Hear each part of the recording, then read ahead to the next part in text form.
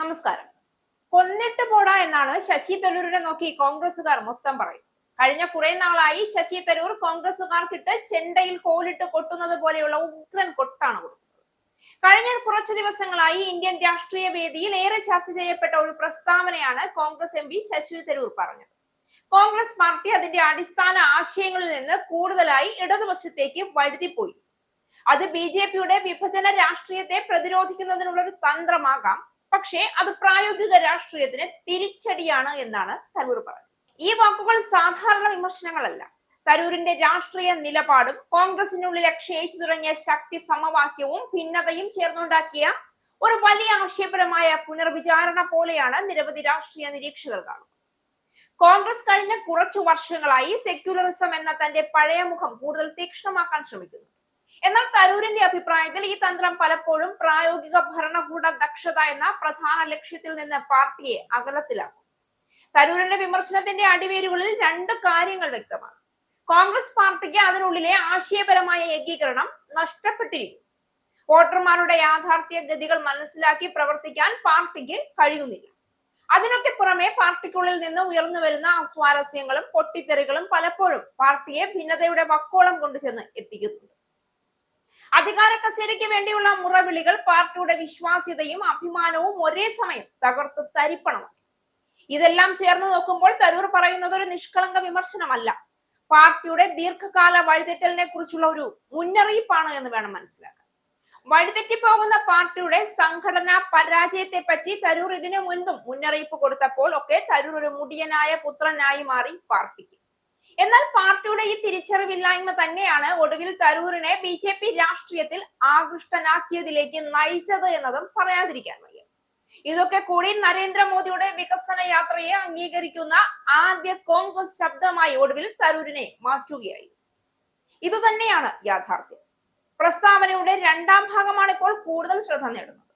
തരൂരിന്റെ വിമർശനം കേട്ടപ്പോൾ രാഷ്ട്രീയ നിരീക്ഷകരുടെ വലിയൊരു വിഭാഗം ഒറ്റ ചോദ്യമാണ് ഉയർത്തുന്നത്: ശശി തരൂർ ക്രമേണ BJPയുടെ വികസന രാഷ്ട്രീയത്തോട് അടുത്തു വന്നുകൊണ്ടിരിക്കുകയാണോ എന്ന്. തരൂർ കഴിഞ്ഞ വർഷങ്ങളിൽ നിരവധി വിഷയങ്ങളിൽ ഒരു പ്രായോഗിക പ്രോഗ്രസീവ് നിലപാടാണ് സ്വീകരിച്ചിരുന്നത്.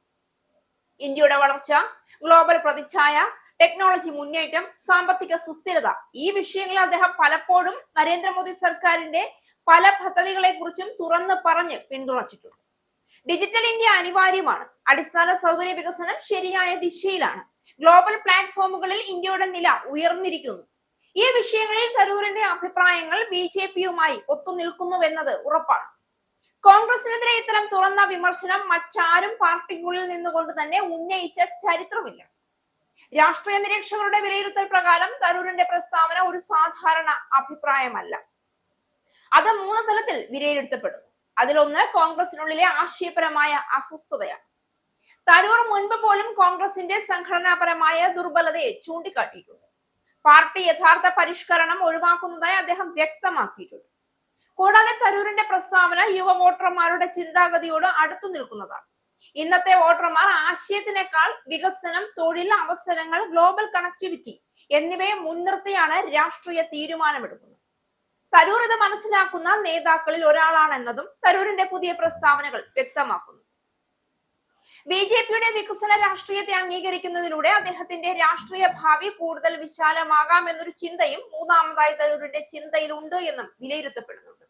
രാഷ്ട്രീയത്തിൽ ഓരോ നേതാവും തങ്ങളുടെ ഭാവി കൃത്യമായി വിലയിരുത്തേണ്ട സമയമാണ്. തരൂർ ഇപ്പോൾ സ്വീകരിക്കുന്ന ലൈനുകൾ പലർക്കും ഒരു പുതിയ ചുവടുവയ്പ്പിന്റെ സൂചനയായി അതുകൊണ്ട് തന്നെ തോന്നുന്നു എന്നുള്ളതിനും ഇതുതന്നെയാണ് ഒരു പ്രധാന കാരണം.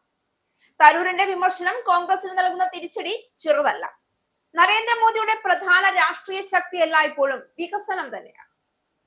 അടിസ്ഥാന സൗകര്യങ്ങളിൽ ചരിത്രപരമായ നിക്ഷേപം, ഡിജിറ്റൽ ട്രാൻസ്ഫോർമേഷൻ, ഇന്ത്യയുടെ അന്തർദേശീയ പ്രതിച്ഛായ ഉയർത്തൽ, നിക്ഷേപ സൗഹൃദ അന്തരീക്ഷം സൃഷ്ടിക്കൽ, ഈ മേഖലകളിൽ തരൂർ നേരത്തെ തന്നെ പ്രശംസ നൽകിക്കൊണ്ടിരുന്നു എന്നത് ശ്രദ്ധേയമാണ്.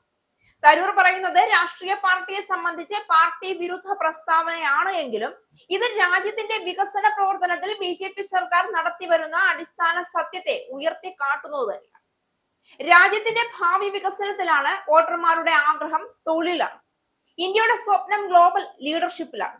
മോദി സർക്കാരിന്റെ പദ്ധതികൾ ഈ ലക്ഷ്യങ്ങളിലേക്കാണ് എത്തുന്നത്. അതേസമയം കോൺഗ്രസിന്റെ ഇടതുവാദ സ്വഭാവം അതിനെ സജീവ ജനങ്ങളുടെയും നഗര വോട്ടർമാരുടെയും മുൻപിൽ പിറകിലാക്കുന്നു. തരൂരിന്റെ പ്രസ്താവന ഒരു മുന്നറിയിപ്പാണോ അല്ലെങ്കിൽ ഒരു പുതിയ തുടക്കമാണോ എന്ന് പലരും ചോദിക്കുന്നുണ്ട്. തരൂർ ഒരു പുതിയ രാഷ്ട്രീയ ദിശ ചിന്തിക്കുകയാണ്. മോദി സർക്കാരിന്റെ വികസന വഴിയിൽ അദ്ദേഹം ഒരു രാഷ്ട്രീയ ഭാവി കാണുന്നുണ്ട്. കോൺഗ്രസ് നൽകിയേക്കാവുന്ന പരിഷ്കരണങ്ങൾ തരൂരിനെ തൃപ്തിപ്പെടുത്തുന്നില്ലേ? ഇവയെല്ലാം ഇപ്പോൾ രാഷ്ട്രീയ ചർച്ചകളുടെ കേന്ദ്ര ബിന്ദുവിലാണ്. എന്തായാലും ഒരു സത്യം വ്യക്തമാണ്. ശശി തരൂർ കോൺഗ്രസിന്റെ തെറ്റായ വഴികളെ നിർഭയം തുറന്നു പറഞ്ഞ് ചരിത്രം സൃഷ്ടിക്കുകയാണ്.